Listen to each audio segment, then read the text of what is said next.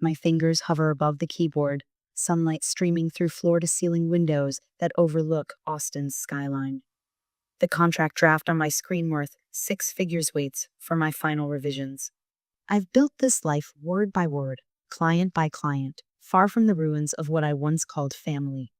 My phone buzzes against the glass desk. Mom's name flashes on the screen for the first time in 12 years. My chest tightens as if steel bands are constricting around my lungs. The familiar anxiety, never quite extinguished, flares to life. I watch the phone vibrate, memories flooding back with each buzz. I press the silence button and return to my work. Some calls don't deserve answers. 12 years earlier, I push open our front door, backpack slung over one shoulder, to the sound of shouting. My steps falter in the hallway. She attacked me. Jake's voice cracks with what sounds like pain. Look what she did. I round the corner into the living room. Jake cradles his bruised hand against his chest, tears streaming down his face. Mom and Dad hover over him, their backs to me. What's going on? The words stick in my throat. They turn, and Mom's face contorts with disgust. What kind of monster attacks her own brother? I didn't touch him, I say, but the defense sounds hollow, even to me. This scene has played out too many times before Jake's accusations, their immediate belief. Dad straightens to his full height, looking down at me with cold eyes I barely recognize. You have 1 hour to pack, then you're gone. Dad, please, don't. His voice slices through the air. You crossed the line, Ava. We can't have this violence in our home. I didn't do anything. My voice rises, desperation clawing at my throat. Jake is lying. Again. Mom steps between us. We saw his hand. The hole in the wall. Don't make this worse by lying. I glance at Jake, still hunched on the couch. When our eyes meet, I catch at the flash of satisfaction that crosses his face when no one else is looking. The calculated triumph. The truth hits me with stunning clarity. I was never going to win this, not against the golden child, not against their willful blindness. 1 hour, Dad repeats, checking his watch. Not a minute more. Rain pounds against grandmother's door at midnight. I stand on her porch, soaked to the bone, a single suitcase clutched in my trembling hand. Water drips from my hair, mingling with tears I've fought to contain for hours. The door swings open. Grandmother's small frame fills the entrance, her eyes widening at the sight of me. Ava? She pulls me inside without hesitation. What happened? They kicked me out. The words burn my throat. Jake told them I attacked him, punched a hole in the wall. She helps me out of my wet jacket, her movements efficient but gentle. He lied again, didn't he? I nod, unable to speak past the lump in my throat. The crushing weight of injustice presses down on my chest until I can barely breathe. Grandmother's knowing eyes hold mine. She doesn't ask for details or evidence. She doesn't question my version. She simply believes me. She disappears into her bedroom and returns moments later, pressing something into my palm. I look down to see 2 crisp $100 bills. This is all I can do for now, she whispers. Use it wisely. I curl up on her couch later that night, staring at the ceiling, a silent vow forming in my heart. I'll never need them again. The next morning, I fill out 3 job applications before noon. My hand shakes as I sign my name, the reality of my situation settling onto my shoulders like a physical weight. That night, I cry myself to sleep, the question haunting me, did I deserve this somehow? The following day, I buy a small notebook with part of grandmother's money. I begin writing my story, the truth no one wanted to hear.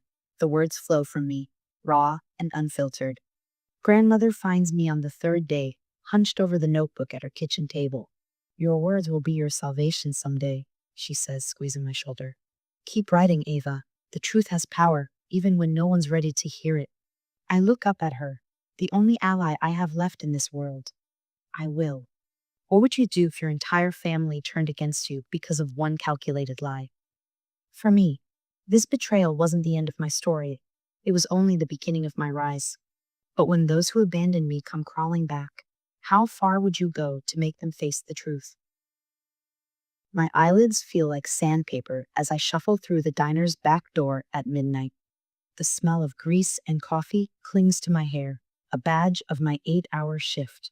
2 textbooks and a crumpled scholarship application wait in my backpack, silent judges of the study time I'm about to lose to sleep.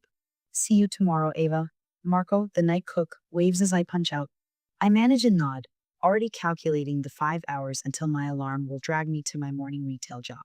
My uniform shirt, the second of three, I'll wear toe-to-digs into my armpits, still damp with sweat from rushing between tables. The bus ride home is a blur of streetlights and half-formed dreams. I jolt awake at my stop, heart racing with the momentary panic of almost missing it. Grandmother's house is dark, except for the porch light she always leaves burning for me. In my tiny room, I spread the scholarship application on my desk and uncap my pen. The essay prompt swims before my eyes. Describe a challenge you've overcome and how it shaped your educational goals. I laugh a sharp, bitter sound in the quiet room. Where to begin? My pen hovers over the page. This is attempt 17. The previous 16 versions lie in a folder beside me, each one too angry, too desperate, or too revealing. I need this money, but I need my dignity more. I write until the numbers on my alarm clock blur. When my head finally drops onto my textbook, the pen still clutched in my hand, I dream of blank walls without accusers. The rejection letter sits on my desk, its crisp edges mocking my frayed nerves. While your application showed promise, I don't read the rest. Instead, I reach for 5 more applications I printed at the library yesterday. Each one represents another chance, another door that might open. I place my hand on my collarbone, breathing deeply before beginning again. The custodial job at the community center pays less than the diner, but lets me work after classes. I push mops across floors while other students attend parties. I memorize marketing theories while scrubbing toilets, reciting definitions under my breath like prayers. You're the hardest worker I've ever seen, my supervisor tells me, signing my overtime sheet without question. What he doesn't understand is that hard work isn't a choice for me, it's survival. College orientation buzzes with excited chatter and parental advice. I stand alone, clutching my campus map, watching families take photos and share proud embraces. My stomach knots when a father adjusts his daughter's hair before snapping a picture. First generation? A girl with bright blue hair appears beside me, her smile kind. I nod, not correcting her assumption. It's simpler than explaining that my family exists, but chose not to be here. Me too, she extends her hand. I'm Tara. Want to tackle registration together? That afternoon, I scanned the course catalog for practical classes business writing. Marketing analytics, but a creative writing elective catches my eye. An indulgence? A voice in my head warns. You can't afford indulgences. I register for it anyway. This is what raw talent looks like. Professor Martinez holds up my essay, her voice filling the classroom. Heat crawls up my neck as 24 pairs of eyes turn toward me. Ava has captured the essence of displacement without melodrama or self-pity. I stare at my notebook, unsure how to process praise for words born from pain. The essay, a thinly veiled account of standing alone at a bus stop with one suitcase, wasn't meant to impress anyone. It was just the truth. Later, the professor catches me after class. You should submit this to the college magazine. They pay contributors, she adds when I hesitate, correctly reading the calculation in my eyes. Not much, but it's a start. 3 weeks later, I hold a check for $25 in a magazine, with my name in print. I trace the letters, something unfamiliar expanding in my chest. Not pride, yet something more tentative. Possibility? My dorm room closet becomes my first office. A desk lamp clamped to the shelf illuminates the wall where I've pinned freelance listings. Red circles mark completed jobs website copy for a local bakery, product descriptions for an Etsy shop, blog posts about topics I research at midnight. My spreadsheet tracks my growing rates: $50, then $100, finally $500 per article as my portfolio expands. Each cell represents another step away from dependence, another break in the wall between my past and future. The day I calculate that my writing income exceeds my weekend job's paycheck, I allow myself a single celebratory coffee before returning to work. Freedom has a price, and I'm still paying installments. On graduation day, I scan the audience out of habit, though I know what I'll find. 3 seats in the front row hold my entire support system grandmother, her silver hair catching the sun, Tara with her now purple hair, and Professor Martinez, who became my mentor and first professional reference. No parents, no Jake. The absence should hurt, but instead, it clarifies. I built this without them. I will build everything else the same way. That night, checking my email at grandmother's kitchen table, I find a message from a tech startup. Your portfolio impressed us. Can you handle 10 articles a month? The guaranteed $3,000 monthly income feels like solid ground beneath my feet after years of shifting sand. 3 months later, I sign a lease on my own apartment, small but mine, with a desk position to catch the morning light. This course costs more than your rent, grandmother points out when I show her the brand strategy workshop registration. It's an investment. I place my hand on my collarbone, a gesture she recognizes. She studies my face, then nods. Your words are your capital. Invest wisely. The course connects me to clients beyond content writing, brands needing coherent marketing strategies, companies seeking distinctive voices. I send 50 cold emails to companies I admire. 5 respond. One becomes my first corporate client, offering a $5,000 contract that I reviewed 3 times before believing the number. The first year I clear 6 figures, I celebrate alone in my apartment with a bottle of champagne I've been saving. I pour a glass and stand at my window, watching Austin's lights flicker on as evening falls. Each one represents another person, another story. Mine is just beginning. My name glows on the last page of the contract, black ink against crisp white paper, binding me to a household name in tech. I trace my finger over the zeros in the payments section. $25,000 for a 3-month campaign. More money than I made my entire first year after being kicked out. We'll need your signature on page 12 as well, Miss Mitchell. The company's legal representative slides another document across the glass conference table. His Rolex catches the light as he moves. I sign without hesitation. My hand doesn't shake anymore when faced with opportunities that once would have overwhelmed me. Excellent. The marketing director, Elise, clasps her hands together. And you've prepared the content strategy presentation? I nod, connecting my laptop to the projector. The boardroom falls silent as executives in tailored suits lean forward. My heart pounds as the first slide appears, but my voice remains steady. This is my territory now. 20 minutes later, after detailing conversion metrics and engagement strategies, I click to my final slide. Elise stands before I can conclude. The content strategy is exceptional, she says, but we'd like to propose an addition. I tense, bracing for criticism. We want you to be the face of this campaign, not just the writer. The room tilts slightly. I don't understand. Your journey is compelling self-made success, authenticity in a world of corporate speak. Elise gestures as if framing me for a photograph. Our audience responds to real stories. Yours is perfect. I leave the meeting with my mind spinning. My words have always been my shield, safely distanced from my identity. Now they want me actual me front and center. We need authentic voices like yours, says the email invitation to speak at the West Coast Tech Conference. My cursor hovers over the delete button, but I click accept instead. 3 weeks later, I stand backstage, counting breaths. Inhale for 4 seconds, hold for 7, exhale for 8. The technique keeps my anxiety at bay as the previous speaker wraps up. Next up, discussing brand authenticity in the digital age, please welcome Ava Mitchell. The spotlights blind me as I walk onto the stage. 500 faces stare back, industry leaders, innovators, and influencers. My prepared notes suddenly seem inadequate. I set them aside. My journey to this stage began the night I was kicked out of my home at 17. I say, my voice softer than intended. The audience leans forward collectively, straining to hear. A calculated lie destroyed my family relationships, but it also forced me to find my voice. The words flow after that. I speak about resilience, about riding my way out of poverty, about building a business from nothing. The audience nods, some wiping away tears. Authenticity isn't something you can fake, I conclude. It's what remains when everything else is stripped away. The applause thunders through the convention center.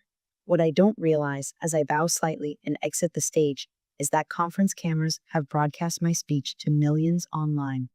Authenticity, it turns out, is also marketable. My phone won't stop buzzing. Notifications flood the screen as I try to order coffee, the next morning meals from industry leaders seeking collaboration, messages from social media platforms about verification requests, texts from former clients congratulating me. Your usual? Asked the barista. I nod, scrolling through the chaos. 3 magazine editors want to profile my journey. A publishing house is interested in a potential memoir. A television producer asks if I'd consider a guest spot on their entrepreneurship show. Then I see AITA text message that stops me cold. Ava, we need to talk. It's been too long, darling mom. 12 years of silence, and now she needs to talk. The timing is hardly coincidental. I pocket my phone without responding and take my coffee to a corner table, needing to process this unexpected blast from the past. By evening, I've made a decision. I text back with a time and place at a coffee shop downtown, neutral territory. Better to face this head on than wonder what they want. The coffee shop door chimes as they enter. They look older, dad's hair now completely gray, mom's face lined in ways I don't remember. But their demeanor remains unchanged, that particular blend of entitlement and judgment that defined my childhood. I remain seated as they approach, forcing them to come to me. Ava. Mom's eyes well with tears that I suspect are practiced. We've missed you so much, darling. Dad settles into the chair across from me, his expression solemn. You look well. Success suits you. Thank you, I reply, keeping my voice neutral. How did you find me? Your speech, Mom says, dabbing at her eyes with a tissue. It was all over our social feeds. You've always had such a way with words. Dad clears his throat. Families should stick together no matter what. It's been too long and life is short. We should put the past behind us. His words sound rehearsed, as if he practiced them in the car on the way over. I take a sip of my coffee, noting how neither of them has actually apologized. How's Jake? I ask. The silence that follows is thick and awkward. Mom fidgets with her wedding ring while Dad suddenly becomes interested in the menu board. He's doing fine, Mom finally says. I wait, but no further details are offered. Interesting. After several minutes of strained small talk about the weather and my apartment neighborhood, Dad leans forward.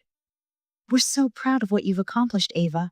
And it seems like you're doing quite well for yourself. I know where this is heading. What do you want, Dad? Mom interjects quickly. We've hit a bit of a rough patch. Your father's retirement fund took a hit with the market downturn, and I've had some medical issues. Nothing serious, Dad adds, but the bills have been substantial. He reaches into his briefcase and slides a document across the table. I glance down at itemized costs for house renovations, totaling $50,000. We're a family, Dad says, his tone suggesting this explains everything. Family helps each other, right? When I don't immediately respond, his expression hardens. A flash of familiar anger crosses his face, the same look he gave me the night he ordered me to leave. I have a question, I say, my voice surprisingly calm. Did you ever believe me about what really happened with Jake? Mom shifts uncomfortably in her seat, avoiding my eyes. Dad waves his hand dismissively. The past is the past. Jake was a kid. We all make mistakes. In that moment, everything becomes crystal clear. Nothing has changed. 12 years, and they still choose Jake. They still believe his lies. They still see me as nothing more than a resource to be used. I stand up, gathering my things. I have one condition. I'll help you under one condition. My voice remains steady as I deliver these words, despite the hurricane of emotions swirling inside my chest. The afternoon sun filters through the cafe windows, casting my parents in a harsh light that reveals every line etched into their faces by time and choices. Name it, my father says, relief washing over his features. He reaches for his wallet, as if preparing to write down payment terms. I fold my hands on the table. I want a family gathering. Everyone, grandparents, aunts, uncles, cousins, everyone. My mother's smile flickers, uncertainty creeping in. A reunion? After all this time? Not a reunion. I meet her eyes. A confession. The word hangs between us like a dropped bomb. My father's hand freezes mid-reach. I want you both to admit what really happened. Tell everyone how you chose to believe Jake without evidence. And Jake, I take a deliberate breath, needs to confess that he lied about me attacking him. My mother's face drains of color. My father's knuckles whiten as he grips the edge of the table. You can't be serious. His laugh is incredulous, brittlest than ice. Completely serious. My mother leans forward, her voice dropping to an urgent whisper. We can't humiliate Jake like that. His reputation. What about my reputation? The question slices through her plea. The one he destroyed? The one you helped him destroy? Their silence confirms what I've always known. My father attempts to negotiate. We could say it was a misunderstanding, that we all misinterpreted. The truth or nothing, I interrupt. Your choice. They exchange glances loaded with 12 years of protected lies. My father nods almost imperceptibly, and they both stand. We need to discuss this. I watch through the window as they huddle outside the cafe, heads bent together in furious whispers. My father gestures sharply. My mother dabs at her eyes. The familiar choreography of their joint manipulation. When my mother returns alone, fresh tears streak her makeup. Jake has a good job now. This would ruin him. He lives with you still, doesn't he? I ask, though I already know the answer from their financial documents. She nods, eyes avoiding mine. He's saving for his own place. At 33, my father returns, sliding into his chair with the imperious air that once terrified me. You need to let this go if you want to be part of this family. The ultimatum meant to wound, to control washes over me without leaving a mark. I already have a family, I reply calmly. People who actually care about me. I gather my belongings and stand, leaving my coffee half finished. When you're ready to tell the truth, you have my number. I walk out, back straight, eyes forward.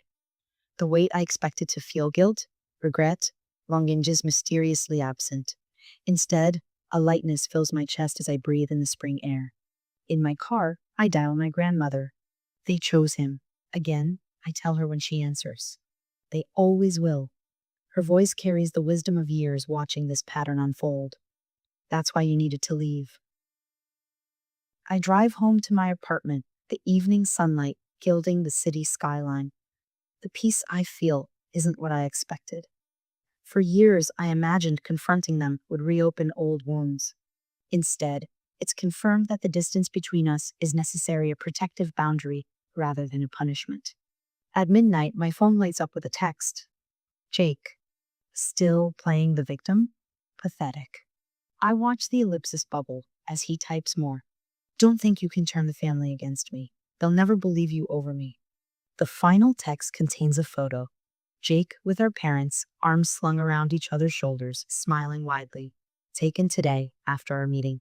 A visual reminder of their allegiance. But what Jake doesn't realize is that he's just made a critical mistake. In trying to hurt me, he's given me exactly what I need. His next text confirms it. Everyone knows you're lying about what happened. I never touched that wall. You're the one who went crazy. I screenshot everything immediately, my fingers working with methodical precision. Each message, each damning word saved. Evidence secured. Jake has finally admitted to the lie in writing, not directly, but clear enough for what I need. The mistake he doesn't realize he's made sends a rush of vindication through my veins. The next morning, I arrange the screenshots in chronological order, creating a document that tells a story 12 years in the making. I forward everything to Melissa, a lawyer I've befriended through networking events. Can we meet? Today, if possible. 3 hours later, we sit across from each other at a quiet corner table in a downtown café, the one where I confronted my parents. That place feels tainted now. Do I have grounds for defamation? I ask, sliding my phone across the table. Melissa scrolls through the screenshots, her professional demeanor briefly cracking as she reads Jake's words. This is remarkably explicit. She looks up, lawyer mode fully engaged. Potentially actionable. The statute of limitations is tricky since the original incident happened when you were minors, but these new messages restart the clock. The photo with your parents after the meeting adds context that strengthens your case. Her fingers tap thoughtfully against the tabletop. We could file suit, claim emotional distress, demand financial compensation for reputational damage. She studies my face. Is that what you want, though? Legal action? I consider her question as I stir my latte, watching the swirls of cream dissolve into the coffee. The path before me branches in two directions. Pursue them legally, drag everything into public record, force them to defend their lies under oath, or find another way. I don't want their money, I finally say, the realization crystallizing as I speak it aloud. I want the truth exposed. I want them to face what they did not in a courtroom, but in the court of our family, our community. Truth over compensation, Melissa nods. That's actually rare in my line of work. Truth is the only currency they've never offered, I say. It's the one thing they can't buy their way out of. She slides the phone back across the table. Then you have options beyond litigation. A carefully crafted email to family members with these screenshots attached. A request for statements from those who witnessed Jake's pattern of behavior. Documentation from your grandmother about what she observed. As she speaks, a strategy forms in my mind, clear, precise, and devastating in its simplicity. This isn't about revenge, I say, the conviction in my voice surprising even me. This is about finally being heard, about making sure no one else gets treated the way I was. Just remember, Melissa warns, even justified actions have consequences. Are you prepared for the fallout? I think about the 12 years I've lived without them, the strength I've built, the life I've created. They already took everything they could from me. All that's left is the truth hand that was never theirs to keep. I look down at Jake's messages again. 12 years of lies condensed into careless confessions. The ammunition is now in my hands, not for destruction, but for liberation. The question is no longer what will I do with it, but when. Evidence spreads across my desk like a battlefield map. Old diary pages yellowed and worn bear witness to Jake's patterns in my careful teenage handwriting. Screenshots of texts glow on my tablet screen, his words illuminated in digital permanence. A voice recording sits ready on my phone. Grandmother's steady voice recounting what she saw the day Jake claimed I attacked him. And finally, the photos I'd forgotten. I had snapshots of an undamaged wall taken hours after Jake claimed I punched through it. 12 years of silence ends tonight. My fingers hover over the keyboard, not unlike they did when Mom's call interrupted my workday last week. But this time, I'm not the one being interrupted. I'm the one taking control. The email is already drafted, waiting. I read it over one more time. To my extended family. I haven't shared my side of the story until now. Here's why I disappeared 12 years ago. I'm not seeking money or sympathy. I don't ask for your judgment. I only want the truth known. Attached, you'll find documentation that speaks for itself. Ava, simple, factual, devoid of accusations or emotional pleas. Just the truth organized chronologically in a neat PDF attachment. I click send before I can reconsider. The whoosh of the outgoing message sounds like freedom. Within an hour, my inbox starts to fill. I always suspected something wasn't right. Aunt Sarah's message arrives first, her words confirming what I'd sometimes wondered had others seen through Jake's act. Uncle Mark's message hits harder. Jake tried to blame our son for stealing money last Christmas. We didn't believe him, but we never connected the dots to what happened with you. The most painful response comes from Cousin Rachel. He told everyone you had mental problems. I'm so sorry we believed him. I should have reached out sooner. My phone starts ringing, names I haven't seen in years flashing on the screen. I let most go to voicemail, needing time to process this flood of long overdue support. When my phone vibrates with Jake's name, my chest tightens. I answer on speaker, setting it on my desk while I continue organizing responses. What the hell do you think you're doing? His voice sounds different, pitched higher, with a tremor I've never heard before. Sharing my side of the story, I reply, surprised by the steadiness in my voice. You can't do this. People are calling me, asking questions. That must be uncomfortable for you. His breathing turns ragged. It was just teenage stuff. Why are you doing this now? It was 12 years ago. I say nothing, letting the silence stretch between us. Fine, I hit the wall myself, but you weren't innocent, he suddenly blurts, then immediately curses under his breath. I end the call and save the recording. My phone continues buzzing with notifications. A group text from my parents to relatives appears. Ava is manipulating everyone for money. She approached us recently asking for help with her failing business. A bold lie. Evidence of more manipulation. Within minutes, family members flood the thread with screenshots of my success, links to my speaking engagements, and copies of my evidence. Mom's tearful voicemail comes next. Why are you destroying this family after everything we've done for you? I deleted halfway through. Dad's email arrives with clinical precision. We'll never forgive you for this public humiliation. Some things should remain private, Ava. When I call grandmother to update her, she sighs deeply. They're afraid of losing face with the country club crowd. Your parents care more about appearances than truth. Always have. I know, I say, surprised by the absence of pain in my chest. I'm meeting with my attorney tomorrow. The meeting with my attorney is brief and productive. She drafts a cease and desist letter while I watch, her fingers flying across the keyboard with practiced efficiency. Any further contact or defamatory statements will result in legal action, she reads back to me. We'll deliver copies to your parents' home and Jake's workplace. Is this excessive? I ask, watching her print the documents. She looks up, her expression serious. Boundaries require enforcement, Ava, especially with people who've shown they don't respect them. 3 days later, silence descends a different kind than the 12-year absence that preceded this confrontation. This silence feels lighter, cleaner. The absence of toxic voices creates space for others.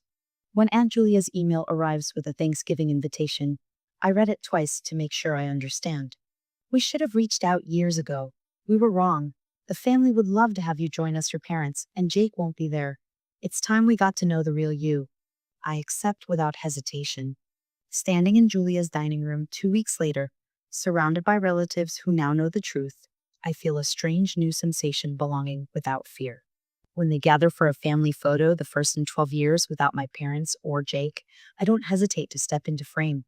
As the camera flashes, capturing this new beginning, I realize that family isn't defined by blood, but by those who stand by the truth.